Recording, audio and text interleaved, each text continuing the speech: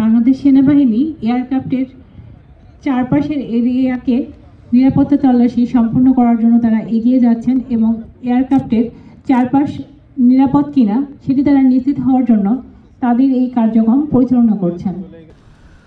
সম্মানিত উপস্থিতি, একজন সদস্য এয়ারক্রাফটের ভেতরে এবং একজন সদস্য এয়ারক্রাফটের বাইরে তল্লাশি করছেন। এই মহড়ার মাধ্যমে নিরাপত্তা কর্মীদের দক্ষতা ও অভিজ্ঞতা বৃদ্ধি করা এবং জরুরি পরিস্থিতিতে দ্রুত ও কার্যকরভাবে কাজ করার জন্য প্রশিক্ষণ দেওয়া হয়, যাতে নিরাপত্তা কর্মীরা সম্ভাব্য জরুরি পরিস্থিতিতে দ্রুত এবং কার্যকরভাবে সাড়া দিতে পারেন।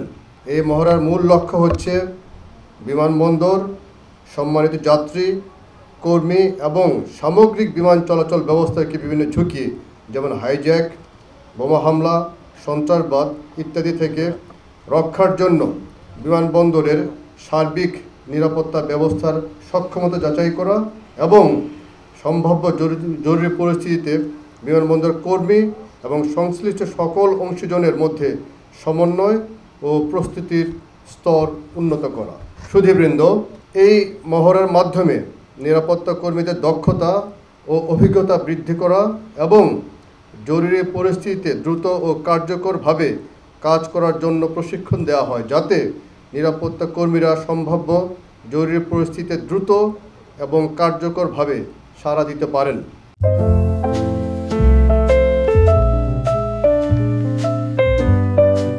এ ধরনের মহড়া আমাদের বিদ্যমান নিরাপত্তা পরিকল্পনা বা জরুরি প্রতিক্রিয়া পদ্ধতিতে কোনো ঘাটতি অথবা দুর্বলতা থাকলে তা চিহ্নিত করে এবং সমাধানের জন্য প্রয়োজনীয় পদক্ষেপ নিতে সহায়তা করে।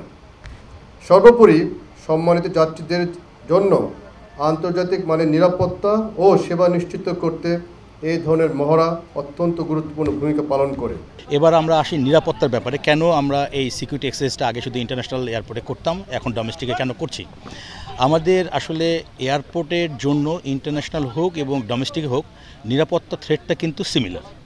এবং আপনি জানেন যে আমাদের এটা কেপিআই, কি পয়েন্ট ইনস্টলেশন, এবং এটার একটা নীতিমালা আছে। সো সেই হিসেবে আমাদের প্রতিটা এয়ারপোর্টকে আমরা গ্রুপ বা ফার্স্ট গ্রুপে আমরা কেপিআই হিসেবে বিবেচনা করি এবং এই জন্য এটা নিরাপত্তা রক্ষা করা বা নিরাপত্তা জোরদার করা বা নিরাপত্তা মেনটেন করা আমাদের একটা প্রোটোকল। প্লাস অ্যানেক্স 17 যেটা আমাদের আইকাও অ্যানেক্স আছে, সেই অনুযায়ী আমাদের এইটা প্রতিটা এয়ারপোর্টের জন্য নিরাপত্তা ব্যবস্থা মেনটেন করা আমাদের জন্য খুবই জরুরি এবং এটা একটা আমাদের কমপ্লায়েন্স, ওরা এসে আমাদেরকে অডিট করে দেখে যায়। তো আগে আমরা শুধু ইন্টারন্যাশনাল এয়ারপোর্টগুলো করতাম, তো এখন আমাদের এটা সবগুলোকে ইন্ট্রোডিউস করতে হয়েছে, যেটা এবার আপনারা জানেন যে রাজশাহীতে প্রথমবারের মতো, ইভেন সৈয়দপুরেও আমরা যেটা করেছি প্রথমবারের মতো, সিলেটেও যেটা আমরা করলাম প্রথমবারের মতো। সো এখন আমরা পর্যায়ক্রমে সবগুলো এয়ারপোর্টে, শুধু ইন্টারন্যাশনাল না ডোমেস্টিকও আমরা এগুলো করব বলে আশা রাখি ইনশাল্লাহ।